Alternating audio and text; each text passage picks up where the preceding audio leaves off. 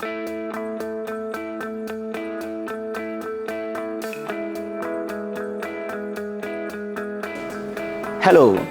my name is Adam Brown from Genex Technologies. Are you familiar with Genex Expert VM3 inverter? Yes, no, maybe. Alright, you have no cause to worry, as I will be exposing you to some features of these unique inverters.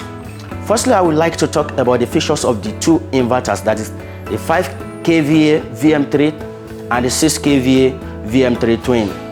These inverters are both hybrid inverters with high voltage that allow you to connect PV modules with open circuit voltage of at least 450 VDC. They have a detachable LCD module through which you can set some parameters on the system.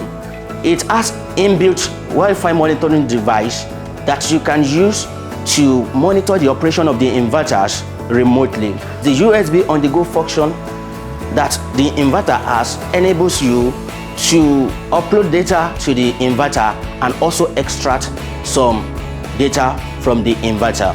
Now let's talk about the 3 unique features of 6 kVA VM3 twin inverter. First, it has dual output function. That is, this inverter has general output and critical output, which enables you to manage your load smartly.